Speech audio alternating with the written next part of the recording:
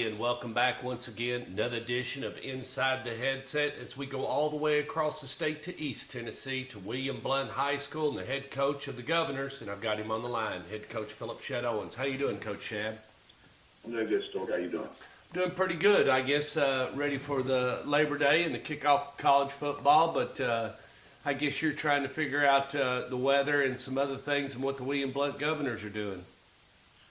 Yeah, we're worried about getting ourselves on track. We start region play this week, and certainly hadn't liked the way we played the first 2 weeks. We struggled to stop people. We've had a few turnovers and way too many penalties. So went back to the drawing board, and we feel like we've had a wonderful week of practice. Our kids are bought in. We just got to start making plays on Friday night, and so we're excited about Cleveland coming to our place, our first home game of the year, and more importantly, our first region game of the year. And so we're excited about that opportunity.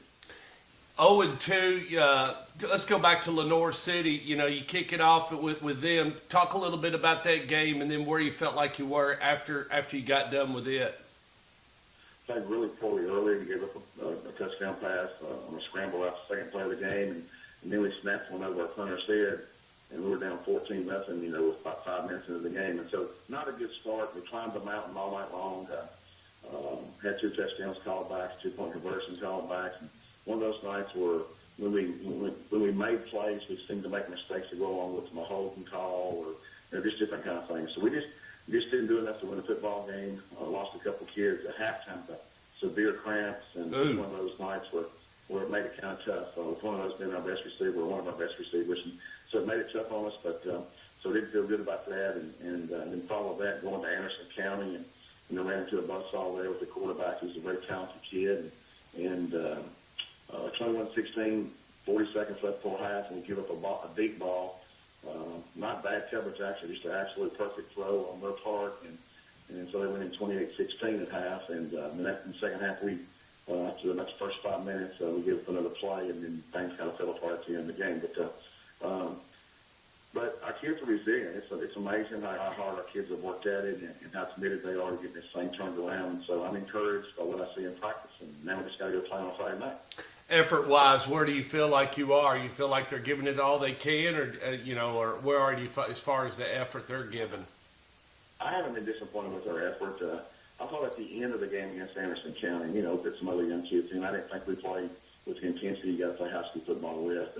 But our effort's been good. It hasn't been an effort thing. It's been a mistake thing.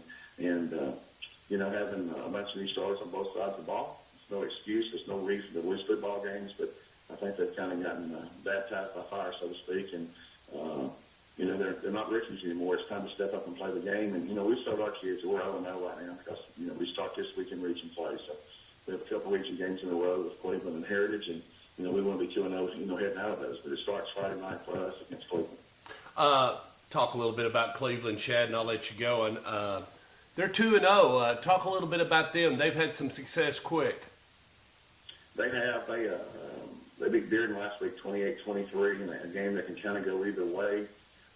First week, I believe they beat Ray County, and you got that on video as well. And I know it's also another tight game. So they played 2 close ones. The thing that jumps out on video when you watch Cleveland is that they have a lot of team speed. A lot of kids that run track, but their tailback is a track runner too, but he's a football player first. And he's a dynamic kid, and you certainly have to contain him and keep leverage with him. The quarterback got knocked out of the game late against Bearden with maybe 4 or 5 minutes left. And he was iffy. I think he had some concussion. I'm not sure he'll be playing this week. He got hit pretty good and was down for a long time. So we may get the backup quarterback. But the thing we got to do with them is you got to contain their speed. We know that. And we've worked hard on being leveraged. They're an inside zone option team. They can also throw the ball to some speedy receivers. And so it's going to be a challenge for us defensively. But we feel like we have to keep leverage on that speed. And then offense, we got to complete drives. We've done a lot of good things. We've thrown for 400 yards the first 2 weeks, but we have to run the football better. We got to count the tailback. We've got to do a better job. He's got to do a better job protecting the ball. Last week he fumbled twice and stopped a couple of big drives for us. And but he's running the ball hard. But we got to block a little better for him. So we feel like the key for us is to contain their speed and keep them inside, make them run between the tackles. And then we feel like on offense, we have to run the ball better. We've thrown it well. Our receivers have made plays for us. Our quarterback's done some really good things. But we have to run the ball better and control the clock a little more from an offensive standpoint to have a chance to win a football game. We're excited. We feel our kids feel good going into it, and it's just a matter of us going out and playing. I mean, they're a talented team. We know that. But every Friday night we have a chance to win. We just got to play the way we're supposed to play. Well, your tone sounds encouraging, and that's what's a good thing. So kickoff at 7:30 over at your place? Over at our place, first time in the year. Come on out. The rain's supposed to stop for then, so come on out and be a great Friday night football. All right, y'all join Coach Shad over at William Blenn High School, 7:30.